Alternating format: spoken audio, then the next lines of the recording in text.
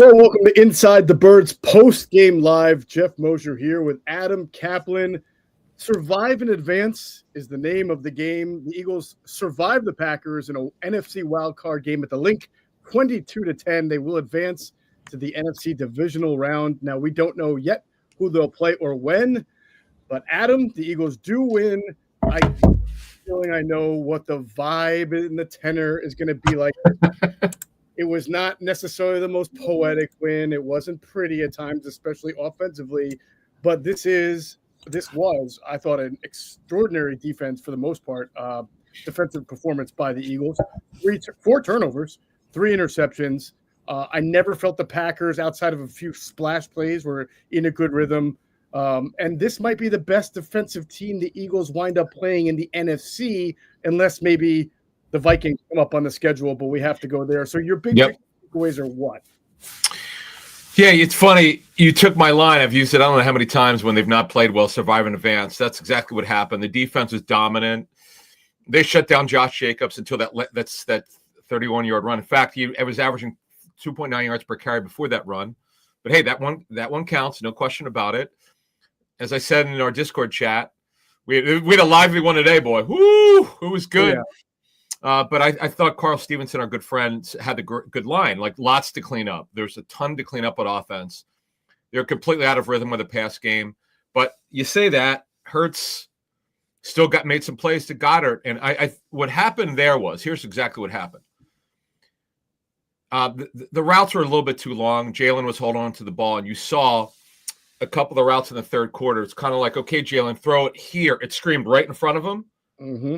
He did a number of plays in the third quarter. That's good coaching, because these longer developing routes, Jalen, just because he's got in his head that he wants to make the big play sometimes when it's open 15 yards downfield. We don't always throw it, as we know. It's been the story this season. But he wound up getting it done in the end. But look, if you win a game like this, you got to feel okay. And I know the way coaches think is like, this was a really bad performance by our passing game, but we still won rather handily. Lots to clean up. And Jalen will be back yet again from another game where they got to make corrections. But they also have that game against Pittsburgh where they know it looks beautiful. So they know that that's in his arsenal, and they got to clean it up. And the unfortunate part about this win, if there is anything, is they have no idea who they're going to play. They won't know probably tomorrow night. That's right. They would love to know, but right now I think they want to just make sure that they can get a full evaluation of what their 53 is going to look like, whoever they play. Obviously, the subplot to this win is the penalty and the cost that comes with victory is often injuries. Nakobe Dean looks like he suffered a major injury because he was ruled out so quickly. We know he was dealing with the ab, but the way he left the field, I'm not sure exactly what they're going to say is the injury, but it did not look good. To knee. Oh, the knee. They did say, okay, I wasn't sure if they announced it. The knee does not look good. It looked like he had trouble putting weight on it, so we'll see on that. And then the other injury was Slay. I don't believe Slay came back in the game, correct? Yeah, he came back. Oh, yeah, sure. I missed that. Okay, because I saw him standing in the second half. I saw him standing with like a sweat on. So, okay, so that's good. That's good. That has been typical of Slay to kind of leave games better and come back. But no, Nakobe Dean has been an excellent part of their defense. He was playing a good game. Oren Burks is a good veteran. They brought him in for moments like this. He had to come in and play in the Super Bowl last year when Dre Greenlaw got hurt just running on to the field. So experience is there. His size and length are there. I don't think he doesn't bring to the defense what Nakobe brings. So that will be a little bit of a loss as they move forward if Nakobe can't play. And then hopefully, as you love to point out, and I think for a game like this, it'll be really important, the pop-up injuries. And we'll see if anything happened along the way whenever they start practice this week. Yeah, just a couple things. Just on on these, when they rule a guy out, here's why, with a knee injury. What the doctors do is they do a stress test on his knee.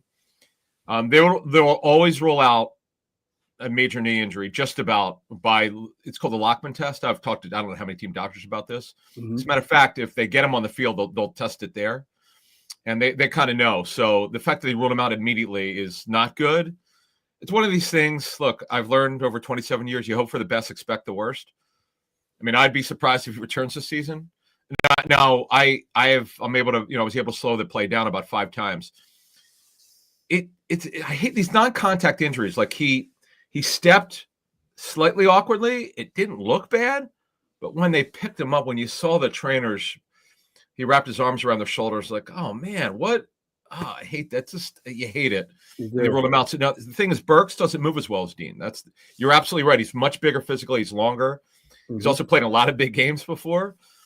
And ironically, who did he fill in for last year? Dre Greenlaw. After Greenlaw tore his Achilles running off the field. We're running back on the field. Yeah, terrible way to get hurt. Terrible injury. Yeah, he's still struggled this season. But and then they've got Trot Jr. So they have the depth, but it's a loss, and we'll see. We don't know yet. We just don't know yet. Again, I'm expecting the worst and hoping for the best here with Nakobe. He's had a really good year, breakout season for Nakobe Dean. I just thought, overall, well, let's get started with offense.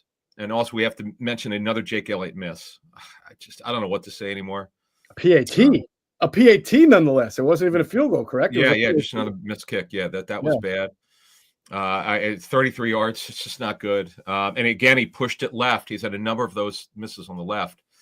I don't know what it is. And by the way, we got our answer. We'll move to offense in a second. I just want to mention Sirene passed on a 57-yard field goal with no wind. It was at the 39. It was before the 5-yard penalty. Just looking at my notes here, I said exclamation point answer. We got it. You don't need to guess. He just told you he doesn't trust the kicker. I don't care what Nick has to say. Yeah. You're right. Don't give me wind gust. Don't give me that. There's no hesitation a year or two ago to bring him out to kick a long distance field goal. Yeah, I agree with you on that. Yeah. So we got our answer. So offensively, look, Jalen's got to be better. Very simply, he's got to get off to a better start. They came out trying to run the ball, trying to get it going there. Then I think you made this point to me. Then they started going with a lot of 11 personnel because you saw Blassingame, by the way.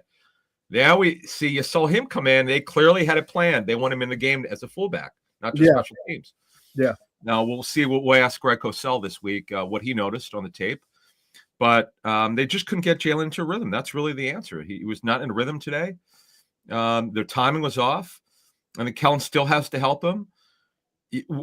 Getting a guy into rhythm is when the guy is struggling with his accuracy, he's holding the ball early, move the pass targets in. Get him the football. That's where Kellen Moore's got to do a better job. I get it. Guys are getting open farther downfield. Bring everything in. Get the ball out of his hands. Build his confidence. Ron Jaworski taught me that 20 years ago.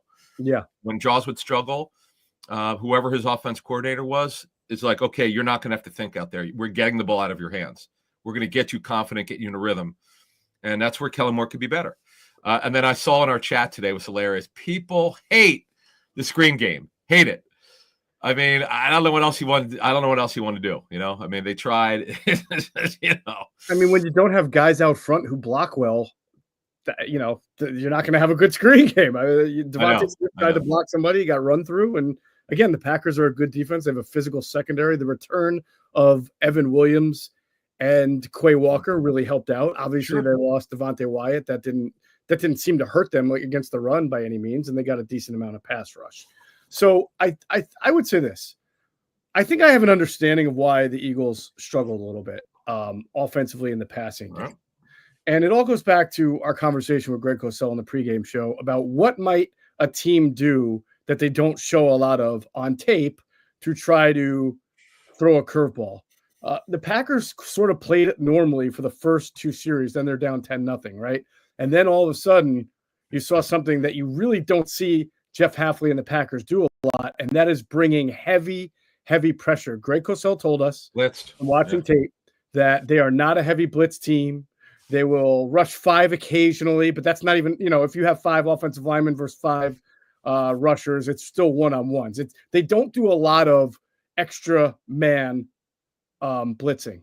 But as soon as they were down 10-0, you saw not only blitzes, but cover zeros where they were just throwing the kitchen sink at the Eagles offense. And I don't think the Eagles expected that.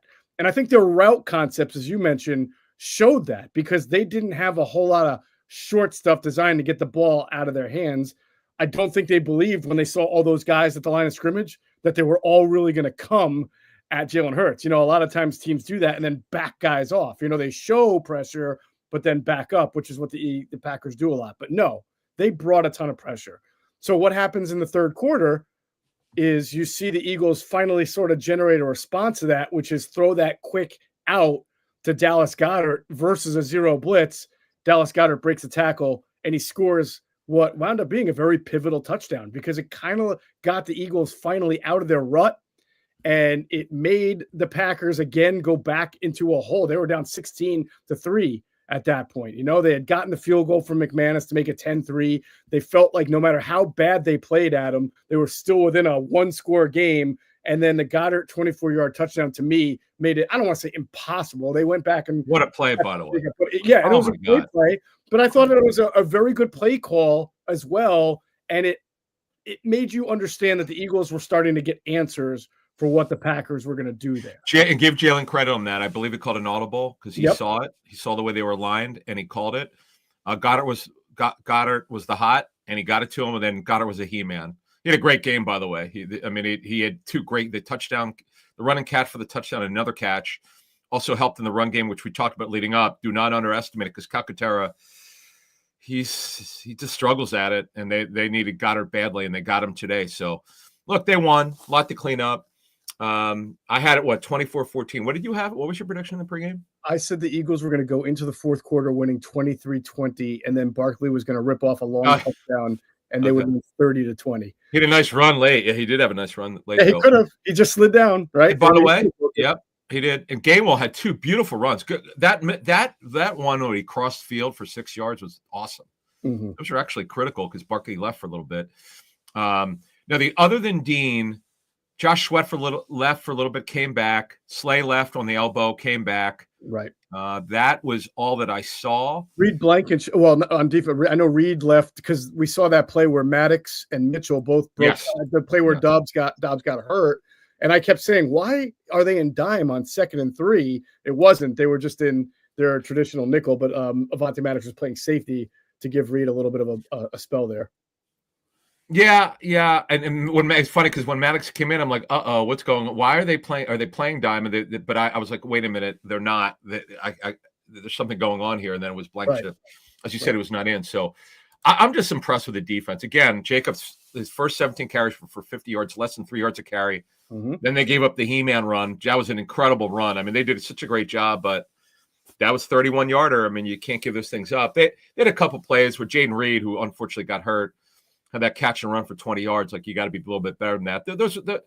And they did a great job on Dontavian Wicks. Now, the interception late was clearly a hold on Bond. They missed. The rest missed that. They pulled down. He grabbed Bo Melton. Hey, but you know what?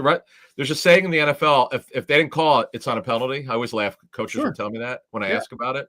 That's so right. Okay, it wasn't a penalty. They didn't see it. So. But you know what? Missed calls, just a couple on both sides. So it all. Oh, the acting, by the way, by the Packer receivers. Get out of here.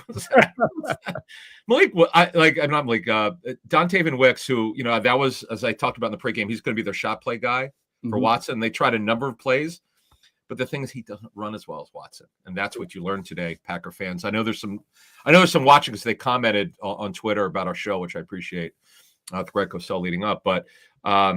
I think if you're an Eagle fan, yes, you have to be a little troubled by the passing game, but they won the game. You have to acknowledge they got to clean some stuff up. Kellen Moore's got to be better. Hurts has got to be better. That's obvious if anyone knows football watching it. It was not a good game for Hurts. But he won the game. He made plays when he had to, but he's got to get off to a better start. This is just not good enough. All right, let's have a conversation then about what they can do to be better, specifically off what we saw. Because, all right, response to blitz maybe a little bit sooner because that was that was problematic for the entire second quarter and up until the Goddard touchdown. Yeah. But I would say this: you said this week, you said a couple of times when we talked about the Packers that your issue with Matt LaFleur and his play calling is that he's too conservative, he's too into balance, right? Do you have that same issue with Kellen Moore and the Eagles because the Eagles are actually more balanced? And run the ball. Yeah, but here's the thing: they tried early to throw, and Jalen was holding the ball too long, and it just didn't look right for whatever reason. Again, we don't have access to the all-22, so we don't know exactly what the problem was. Mm-hmm. We have some theories, as we talked about before, the longer developing routes and Hurts wouldn't throw the football, but they got to figure that out. This has been an ongoing problem between Moore and Hurts just not being on the same page. I know it's their first year together. They got to get this cleaned up because. God forbid they play Minnesota because it's coming. You know what's coming. And then obviously if they get so far against Detroit, Aaron Glenn plays one way when he knows he's got to. He blitzes, and you mentioned, you're absolutely right. And hey, by the way, I'm not going to blame this on Hurts. There's some stuff on Hurts that's not his fault. There were, look at my notes here. The second and third series, I think it was the third or fourth, or second and third. They gave up. This is when they blitzed, but they gave up too much interior pressure. They were like, Juergens was looking around. They didn't. It was like the communication between the linemen wasn't very good. I don't know what the hell that was about. They gave them interior pressure. That was not good. Right. That's on your point. They got to clean that up, and that's just a cleanup and film study with Stout and also Jamal Singleton, the running backs coach, to make sure that the chips are getting done, and Jason Michael, the tight ends coach. And you would think the more Goddard plays, the more you could help him. If they have to keep him in, they have to keep him in. Oh, the other thing is, I see people in the chat, and you're right. A.J. Brown, I can't say he was a decoy. Did you think he was running well today? It didn't look great, but I couldn't tell overall. So glad you brought that up. And I'm going to have Jason Avant and Quentin Michael address this in Q&A this week. They'll be out Tuesday morning. So Quentin always has a real knack for finding times where he sees guys coming out of the huddle and whether they look like they got juice and energy or not. So I tried to really pay attention to that today. And I thought there were times when AJ was lined up wide out of the huddle and he's running over to his wide spot that he did not necessarily I'm not, by the way, I'm not about to say that I think he was lackadaisical, but he looked like he ran slowly to his alignment. And I wonder if that's, if maybe my eyes are playing tricks on me, or if Quentin noticed that well, or if that's part of the knee. And the second thing on that, Adam, is, and we'll definitely get into the weeds with Greg Cosell on this. I want to hear Avant too on that. And on his routes, did he run a lot of deep routes? Every time he catches the ball, it seems to be the quick comebacks, the middle digs, the crossers. Like him, we have not seen a signature AJ Brown down the sideline, contested catch, late hands. Jalen just trusting him and I don't know if he's not running those routes or if it's just not there. The Packers sometimes play too high, but sometimes they if you're going to blitz as much as they did, that there's going to be some openings down the field, and we just didn't see it. Yeah, I think with Brown, by the way, he had a couple nice blocks. We definitely want to give him credit for that because he takes pride in his blocking, did a good job. In fact, Brady pointed that out. There's a funny thing. As long as he gets in the way, that's good. If any receiver just gets in the way of a defender, hey, that counts. But he did okay there. But yeah, I don't know, man. This left knee injury concerns me. And it was when they were trying to throw the ball against Pittsburgh late to run the clock out. And he had that when he got tackled awkwardly. I know some people thought it was a hip drop, but he has not been the same since then. So that's a problem. We don't know. It's never been reported. We have no idea what the knee, if it's an MCL or what. And if you listen to it, you could find the video. I watched it Friday. He didn't sound very confident in that knee. So that's a concern. Smitty got, I don't know what it was. He tweaked something and it came back. So we'll keep an eye, see if he pops up in the injury report for there. But just the fun, before we get to defense, the final word is they've got to get the passing game going. It's not just AJ Brown, obviously. Just overall, they got to get the game because Goddard's back. And hey, Dotson on that, the 6 point, what do you have? 6.7 seconds hurts to throw the football. Yeah. Incredible. Yeah. It's incredible. Yeah, absolutely. And what a timely touchdown for Jahan Dotson. And I wonder if just the confidence that he got from that catching all those balls in the season finale against the Giants and then out there with Hurts, maybe Hurts felt like, all right, I can trust this guy. I don't know, but it was a good connection. It was obviously, it's not that Jahan Dotson did anything special. That was really Jalen Hurts showing really good pocket navigation. He didn't get too far outside. He stayed in the pocket, bought time, and made a really nice throw. So that was one of Jalen Hurts' better plays. I want to also ask Greg, as we close out on offense, about the offensive line. I know some of our Patreon guys in Discord were thinking that the offensive line didn't do well. It did look like the interior had some trouble picking up certain, whether it was blitzes or stunts or both. We'll get into that with Greg. But I do also think, Adam, that like Lane Johnson gave up a pressure and who got Mailata gave up one to Gary, but you can't ask these guys to hold blocks for 5 or 6 seconds. Like Jalen sometimes invites the sack by running around and looking. It's just, I know. You can't ask these guys to block one-on-one now. I still think the 22 seasons in his head, the contract, again, there's no way to know this for sure, but he gets the contract after the 22 season where he's brilliant. Super Bowl was he's phenomenal. Best game as a professional, really, quite frankly. Mm-hmm. And he hasn't been the same since then. No, there have been games where you go, wow, the Pittsburgh game, I pointed out 20 times now. I was just against such a good defense. He was phenomenal. I just don't know why you can't expect him to play at that level every game, but why can't he play close to that level? I don't know, but I don't. And also the time, 2.5 weeks clearly was an issue. That the timing was off. I had a concern about it. It happened, unfortunately, but let's see what happens. We don't know who they're going to play. I don't worry about the only defense I'd be worried about if I'm an Eagle fan is Minnesota, because what Brian Flores does. That's right. Nobody could really figure out what he's trying to do. It's very unorthodox. What's funny is he's running a version of Belichick's defense, but his own version of it, which is different than Bill. Bill doesn't blitz anything like this, so it's fascinating. But they've shown they could score against Washington. They could absolutely score against Tampa Bay's really shaky secondary. Tampa Bay's defense is not what it once was. I would throw out that game earlier this season. It means absolutely nothing. The one where they were missing a number of players. Wouldn't even worry about it. All right. We got a lot of eyes right now watching the show. We really appreciate everybody watching. It's a good time to say, hey, if you want, we've been doing this lately. We will take your comment or answer your question. Just hit the super chat button, I believe it's called, so that, cool. That'll put you higher on the priority list to get your comment or question answered. And of course, if you're watching this, please hit the subscribe button on YouTube and follow us on TikTok as well. We put a lot of content up on our TikTok channel. It's at Inside the Birds, all one word. So defense, Adam, really stole the show. And did they bend a little bit in the second half and give up some big plays? Yeah, sure. But like Greg Cosell brought this up too. This is a defense that has played the fewest snaps in the NFL because A, they've been dominant, and B, the offense has controlled the ball well. So the longer the game went on and the more that the Packers were able to needle out some possessions, you figured the defense would get a little tired. They were probably on the field a little bit more than they've been. The Packers controlled the ball. It was almost a split of time of possession, 29-27 to 30-33. Yeah, in fact, the Eagles were dominating time of possession for a while in the first half, and then the Packers just had the ball because they were behind. And then, Matt LaFleur has to run the football, so they grind it out, take away some clock, then throw, then run. That's just the way that LaFleur does it. People by now know, kind of, if you watch the Packers, LaFleur, they were down 12 points. He's running the football. This is just the way the guy is. I know. But defensively, the story is Nolan Smith. It wasn't just the 2 sacks. The first sack he did, Zach Tom made a bad move. His pass set was poor. He overextended and he got taken to the cleaners. But see, the 2 areas where Nolan has gotten better in season, by the way, because this is very rare for it to happen.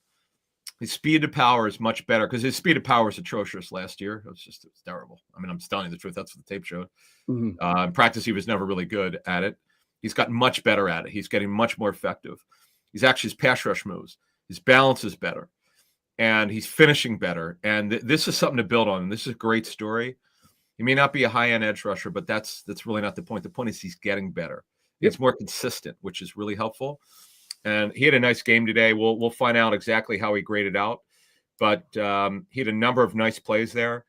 It wasn't just the 2 sacks. He's getting better, by the way, as an edge defender in terms of with the run. For a guy who's smaller, he's playing smarter. In fact, Greg's pointed that out. He's got better as a run defender. So he's become much better, and that's a good thing. And don't forget, by the way, they won the turnover battle 4-0. That's very impressive.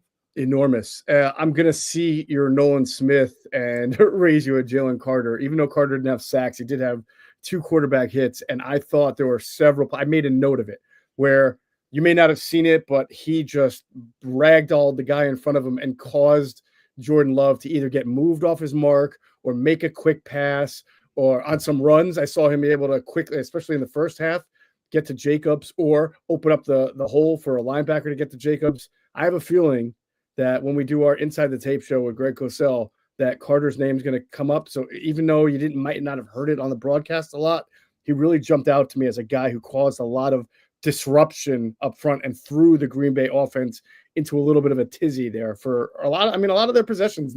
Very few of the Green Bay possessions were clean. There were some splash plays, right? To Jaden Reed, to Dontavian Wicks, a couple of throws to Dobbs. But in general, they didn't have one singular drive where you thought, wow, they got 3 or 4 really nice plays in a row.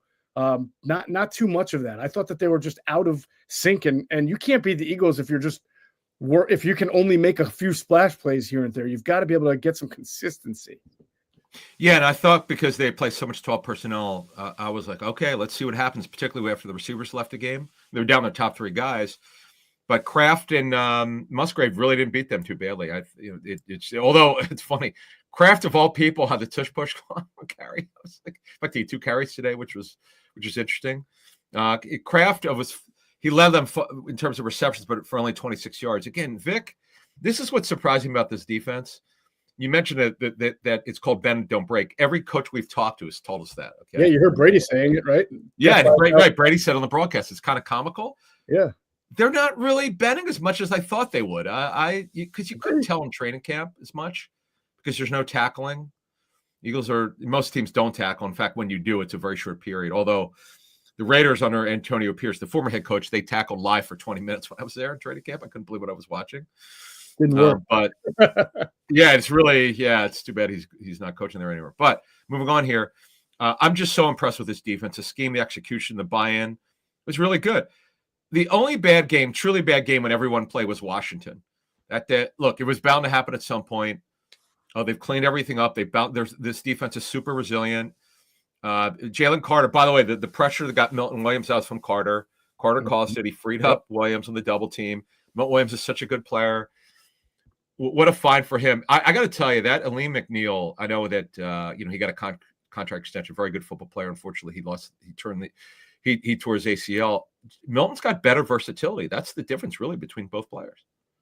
Yeah, they both fit their respective schemes really well. Oh. I agree with you. Yeah, Milton gives you a burst. McNeil probably maybe a little better against the run. I know they're both really good players. And it'll be interesting to see, to your point. Milton Williams, we'll get into this some other time, but he's likely going to be a free agent. And so we'll see what kind of contract he commands. It may be something in the neighborhood of what McNeil signed for. We know free agents tend to get overpaid, so it might even be more. He could be a market setter. We'll see. He might get the kind of contract the Eagles gave Javon Hargrave years ago when they signed him from the Steelers. Which is big. And then the Niners said, we'll see your deal you did with the Eagles, and we're going to give you $20 million a year. Yeah, really unbelievable. It's kind of funny. But look, you know what? The Eagles defense has been this for quite a while now. Ever since week 6, I thought the Packers, this just really tells you what they feel about their personnel. I thought the Packers would try to play more 12 personnel, 2 tight ends, get Musgrave on the field, try to get the Eagles out of nickel, try to see if they'd come into base just to get Cooper DeJean off the field. Yeah. And then try to pass against that kind of a. You were saying that in the pregame. Yeah, you thought that would happen. They really, even when they were lost Dobbs and lost Reed, they were still throwing guys like Heath and the other guy out there. Heath and Milton. Malik Heath doesn't get his feet in. You got it, dude. Crazy. Adam, the Eagles punted 5 times out of 6 possessions, and yet they won this game. Between the second and the third quarter, 5 times. This Eagles offense, 5 times. I know. Defense, and I agree with Scott B. Great call, Scott. I'm going to read his. I just thought this was really apropos. A very underrated aspect was how hard the Packer receivers were getting hit over them. Hell yeah, they hit the crap out of them. Good job, Scott. That was good. In fact, you basically encapsulated the way this defense. They were physical as bleep. We only curse on certain shows, so I can't curse in here. I know the kids watching. I'm bound not to curse today. Although people keep encouraging me to curse, but hey, it's best that they learn now. That's Adam's excellence. He actually had 1 bomb. In fact, I was worried. Not only was that punt great, I thought that he outkicked the coverage, but they tackled pretty well. Yeah, I didn't have as much of an issue. Certainly, man's been a little bit more shakier in other games. Yes. But look, I understand people are going to be concerned as we kind of wrap this up, right? People are going to be concerned. People are going to worry about the pass offense. I get it. I think we've said all year long that this is what the Eagles are. They're usually a team that's going to be inconsistent in the passing game, but they're going to give you some splash plays. Usually it's in the running game. Today it was Dallas Goedert giving you a splash play. It was Jahan Dotson giving you a splash play. But if this team's going to win the Super Bowl, it's going to be because they controlled the ball and played great defense. And they did that in this game. They played really good defense. I don't think I've seen Jordan Love and Matt LaFleur more frustrated. And you saw in the fourth quarter that the Packers, Adam, lost their composure. They were clearly frustrated by their inability to take advantage of anything that they did positively in that game. Yeah, I mean, look, with all the punts, if Hurts plays like this against Minnesota, the Eagles will lose. They're not beating Minnesota like that. I mean, that's just not going to happen. The Packers are a nice team. They play like they play. They play a certain way, and they can't win. They're just they are what they are in the playoffs with Matt LaFleur. But look, if you're an Eagles fan, you got to say, hey, our defense is elite, best in the National Football League. Mm-hmm. They have no weakness on defense, quite frankly. I don't see one. I know Dean's out, and we'll see how long, if it's season ender. That's a concern. But overall, the coverage is terrific. They're not perfect. No defense is. The quarterback's got to play better. They got to protect better, and the coaches have to help. It's teamwork there on offense. It got to be better. 100%. As we move forward and close this out, anything that you found from this game that you're very concerned about? Oh, the Jake Elliott miss again. We saw today again, and I'll for Patreon folks, we'll post the transcript up there. Mm-hmm. I'll try to watch after. I'm just curious if anyone. I'm sure they'll ask why did you pass up for the penalty, that field goal. In years past, I bet the house he's taking that field goal. Mm-hmm. Jake's made 61. He's made 260 yarders in his career. 1 in 17. He's made it. Yeah. And then the other one was in the 50-yard range. Yeah, I know. He was the best in the NFL for a number of years, and this year terrible. Right. But he clearly doesn't have the confidence. Again, I don't care what Nick says. It's obvious. The results tell you. You don't have to guess. He's telling you. There was no wind today. I mean, no wind. You and I are laughing. We're outside like, is this March? What month is this? Folks in the area. But look, the secondary played well, okay? It's not an elite secondary, but it's pretty darn good. They're disciplined. I don't care if they made the Pro Bowl or not. That's not how you evaluate whether a team is. It's the dumbest thing to evaluate. Oh, they make a Pro Bowl. They're not good players. Duh. It's not the way teams evaluate. The tape tells you. They're really good secondary. Quinion has been, wise behind his ears. CJ's improved. He finished the regular season, I think, with 6 picks, which is surprising considering how we started the season. Yeah. Blankenship's a good football player. As Greg has told us from his people in the building, he's a tone setter for the defense. That's the way they think. Inside, Rodgers has been a good third corner. Mm-hmm. Slay could still play. He had the beautiful pick today, by the way. We said they're going to pick on him. They did. He tracked that ball. He was right there with Wicks. How about that catch? That was really nice. Hey, guys, the oldest starting corner, 30, just turned 34. Yep. Pretty good. Yeah, no doubt about it. And you got to say congratulations to both Quinion Mitchell and Jahan Dotson. One guy gets his first touchdown of the season. The other guy gets his first interception of the season, because Quinion Mitchell has been so close on so many, and it's cool that the first one comes and wraps up. CJ stole the one, Look. Oh yeah, CJ stole. Somebody bumped into him on another one. Like, he's had some. It's so funny how people are like so pissed at CJ. Hey, just feel good that your team got a pick, right? Right. But look, again, other than the Dean injury, which is a downer, this is a win. Quarterback's got to play better. Coaches have to help him. Mm-hmm. Barkley looked fine today. The offensive line had some issues in the interior. It's all correctable, and they move on. And they'll be home next weekend, either Saturday or Sunday. And do we think it's Sunday? So I saw the ESPN website already had the Chiefs locked into Saturday and the Lions locked into Sunday, and the NFC being Sunday. But the broadcast was basically saying that nobody knows. So I'm not sure if ESPN's website is just theorizing or if they know something that everybody else doesn't. But we'll find out soon enough. We got some football left to play here. All right, man. Well, this platform, just to let people know for the rest of the week. And again, please, if you're watching, we really appreciate it. Please subscribe. Please follow us on our socials, whether it's TikTok, Instagram. Please, hit the subscribe button on YouTube. But this week, we will do another roundtable this week, like we did last week. People really enjoyed that. It'll be myself, Adam, Andrew DeCecco. We might even have a special guest join us for the roundtable. We're working on that. We'll have Q&A with Quentin, Michael, and Jason Avant. We will have Gun on One. I'm almost positive of that. We'll have our normal ITBs. We'll have Inside the Tape with Greg Cosell. We'll have the pregame show, the postgame show. We'll just keep giving you guys as much content as we can produce as the Eagles march their way to what they hope is another Super Bowl run. That's going to do it for Inside the Birds post-game live. I'm Geoff Mosher. He's Adam Caplan. Catch you on the next one.